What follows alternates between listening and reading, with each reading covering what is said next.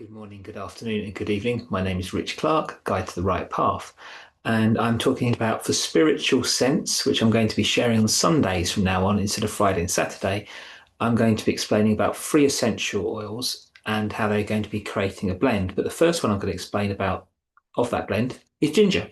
So ginger is very much known for helping people with nausea. It's quite fiery, so it also helps remove clogged congestion in the chest area, very much warming for anything. So if you need to stimulate that fire in you and to help with that, fights colds, helps nausea, and helps people who are pregnant as well. So it helps get rid of nausea, headaches, migraines, and so forth.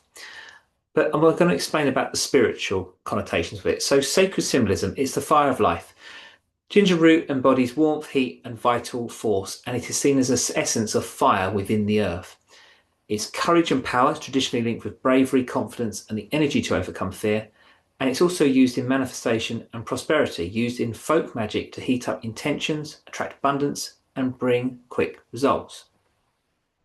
So spiritually, energetically, as because it's actually mainly ginger is grown in India, Sri Lanka, and the east and south of Asia, it's mainly linked to the solarplexus and the root chakras. Ginger awakens personal power, the will, drive, and action are grounding energy into the physical body because grounding ginger is a root vegetable or root spice or herb. It depends how you want to see it. I think it's more could be seen as a vegetable, could be seen just as a root like a potato. Depends how you see it, but it's very good for that. It ignites stagnant energy, so it breaks through procrastination, lethargic or apathy, and sparking motivation and forward movement. So again, if you're really struggling with that, having ginger tea, that's why in China they have ginger tea a lot, is to give them that spark, give them that push. And then passion and creativity, it stimulates sexual energy and creative fire, tying into both physical vitality and spiritual enthusiasm. So, for example, if you do have fertility issues, ginger is really, really good for both female and male. It's really helpful for the genitalia. It's very helpful to invigorate the actual life force, what we call it's called the oja, which is very much in Indian culture, but it's very useful for that. But its traditional and cultural beliefs in Chinese medicine is seen as warming, and it's a yang instead of yin tonic that dispels cold, fear, and weaknesses, restoring the balance and courage. In a Vedic, and it's actually used in ancient Sanskrit, it's actually been used for 5,000 years, known in. It was considered a sacred route for digestion of both food and experiences, turning heaviness into transformation. In Chinese medicine, the first time it was mentioned was actually by Confucius, and Confucius actually used to use it as a regular thing he would drink every day to help with his organs.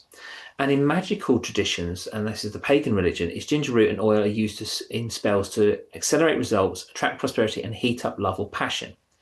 Now, for psychological or hypnotherapy links, it's very useful for overcoming fear and doubt. So anyone who's got fear and doubts, I would actually recommend ginger to have in their food, add it to any sort of food, to their drinks, so forth. Like everybody says about lemon, but ginger is actually better for that. So it supports clients who feel powerless, hesitant, or blocked by anxiety. Very useful because I talk about anxiety a lot, overcoming anxiety, crippling anxiety a lot in my work. Confidence and assertiveness, so helps awaken the inner fire, need for self-expression and boundary setting.